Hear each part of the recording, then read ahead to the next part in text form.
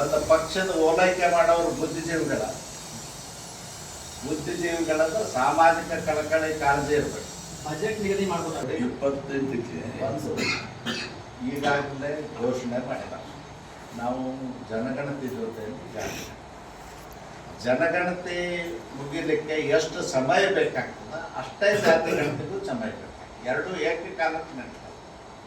ಇವರು ಮತ್ತು ನಾನು ಕೇಳ್ತೀನಿ ಸಿದ್ದರಾಮಯ್ಯನವ್ರಿಗೆ ಅಷ್ಟೆಲ್ಲ ಹೇಳೋ ದೇಶದಲ್ಲಿ ಚಪ್ಪಲಿ ಹೊಡೆದು ಬದುಕ್ತಕ್ಕಂಥವ್ರು, ಕಕ್ಕಸ್ ತೊಳೆದು ಬದುಕ್ತಕ್ಕಂಥವ್ರು, ರಸ್ತೆ ಚರಂಡಿ ಗೂಡಿಸಿ ಬದುಕ್ತಕ್ಕಂಥವ್ರಿಗೆ ಮೀಸಲಾತಿ ಒಳ ಮೀಸಲಾತಿ ಕೊಡ್ಬೇಕಂತೇಳಿ ಸುಪ್ರೀಂ ಕೋರ್ಟ್ ಆಗಸ್ಟ್ 1ನೇ ತಾರೀಕಿಗೆ ಆರ್ಡರ್ ಮಾಡ್ತಾರ. ಸಿದ್ದರಾಮಯ್ಯನವ್ರು ಕುಂಡಿ ಕೆಳಗಿಟ್ಕೊಂಡು ಕೂತಾರ. ಅದಕ್ಕೇನು ಹೇಳ್ತಾರೆ ಉತ್ತರ? 2023 ಚುನಾವಣೆ ಇದೇ ಸಿದ್ದರಾಮಯ್ಯ, ಇದೇ ಖರ್ಗೆ, ಇದೇ DK ಶಿವಕುಮಾರ್ ಏನ್ ಹೇಳಿದ್ರು? ಜನರಿಗೆ ಮೋಸ ಮಾಡಿದ್ರು. ಇಲ್ಲೇ ಸಮಾವೇಶ ಮಾಡಿದ್ರು ಚಿತ್ರದುರ್ಗದಲ್ಲಿ. ನಾವು ಅಧಿಕಾರಕ್ಕೆ ಬಂದ ಮೊದಲನೇ ಕ್ಯಾಬಿನೆಟ್ ನಲ್ಲಿ ಒಳ ಮೀಸಲಾತಿ ಕೊಡ್ತೀವಿ, ನೀವು ನಮಗೆ ಓಟ್ ಹಾಕ್ರಿ ಅಂತೇಳಿ. ನಾಲಿಗೆ ಒಂದದ ಎರಡದ ಆಗ್ಲಿಗತ್ತೆ.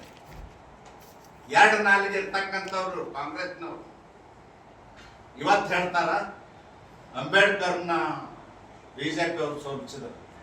ಬಿಜೆಪಿನೇ ಇದ್ದಿದ್ದಿಲ್ಲ, ಬಿಜೆಪಿ ಹುಟ್ಟಿದ್ದಿಲ್ಲ, ಅವಾಗ ಆ ಪಕ್ಷನೇ ಇರ್ಲಿಲ್ಲ. ಕೇಳಿ ಪತ್ರ ತಂದ್ಬಿಟ್ಟಿದ್ದಾರೆ.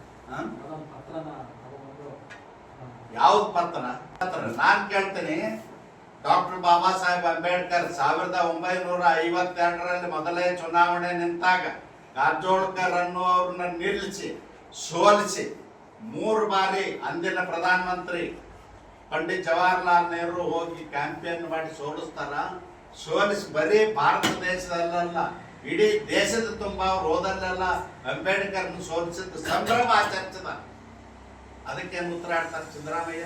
ಅದಕ್ಕೇನು ಹೇಳ್ತಾರೆ ಖರ್ಗೆ? ಸೋಲಿಸಿದ್ರೆ ಸಂವಿಧಾನ ಕರಡು